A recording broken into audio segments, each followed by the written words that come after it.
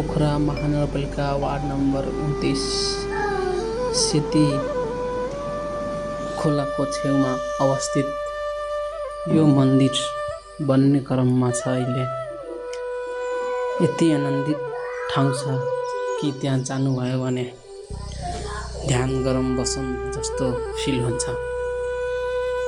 म त्यही बाटो गइरहेको थिएँ अनि त्यो मन्दिरभित्र पस्यो। हजुरहरूलाई आज म यो मन्दिरभित्र भइरहेको दृश्यहरू देखाउँछु। जाम मन्दिरभित्र पसौँ है।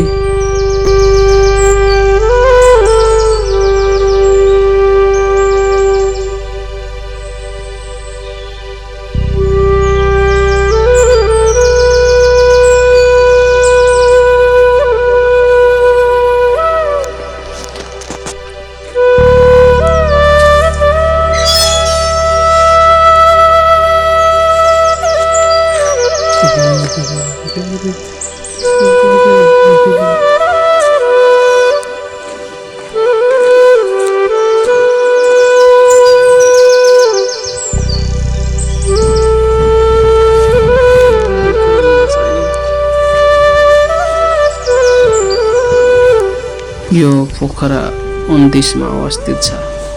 पटनेरी यता वारी पटनेरी भयो, पारी बागमारा 33 निस्किने बाटो यता पुल छ। त्यो सेती रिसोर्टको वारी पारी सेती रिसोर्ट छ। यहाँ हेर्न सक्नुहुन्छ है यहाँको दृश्यहरू। यहाँ ध्यान गर्नको लागि स्पेसलिस्ट ठाउँ छ यो।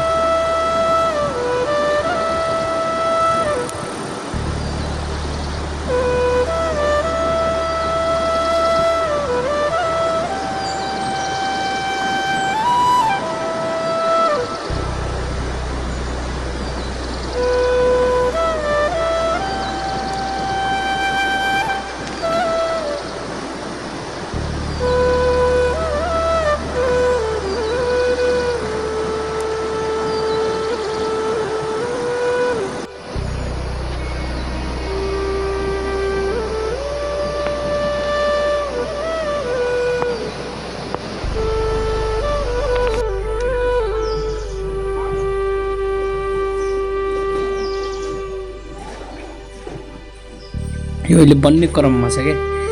यो बन्नेपछि यसको फुल भिडियो लिएर आउँछु म अर्को भिडियोमा।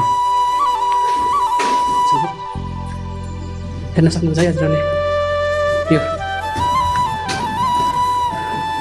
मन्दिर जुन अहिले बन्ने क्रममा छ, जारी छ है।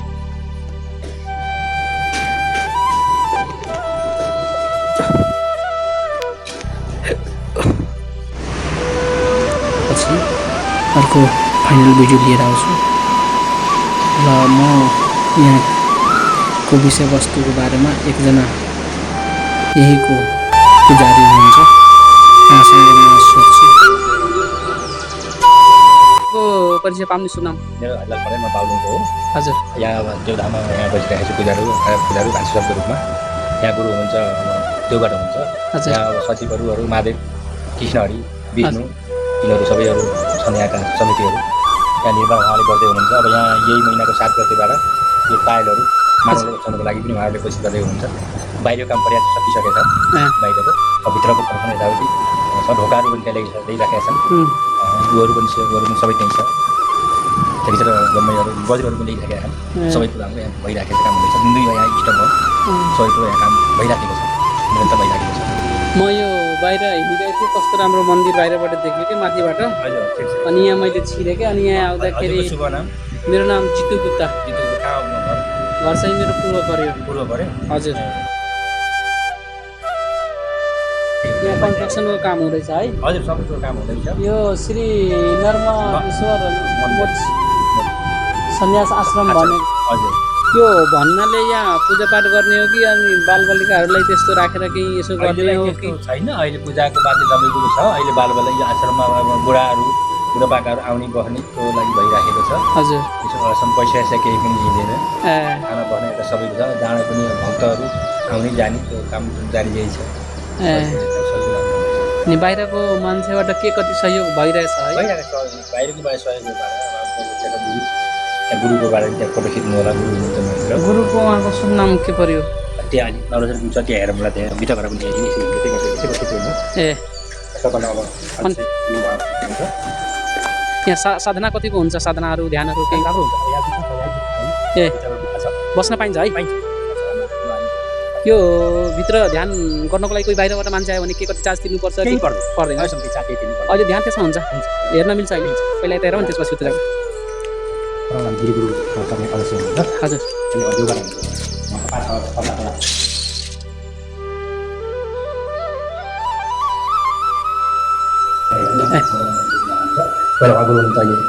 ए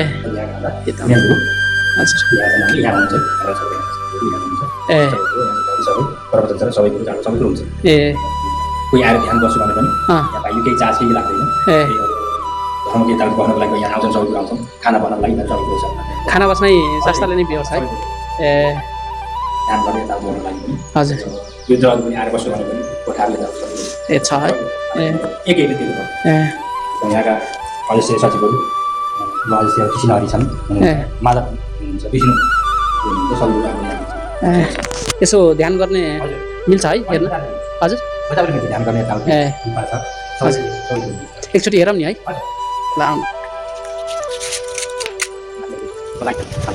ए माथि जाऊँ है? ए ए ठिक छ।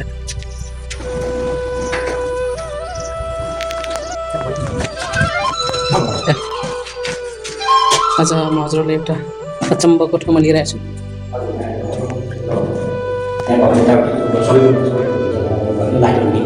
ए कन्स्ट्रक्सनको काम चल्दैछ जे होस् यो छिटो यो बन्छ है?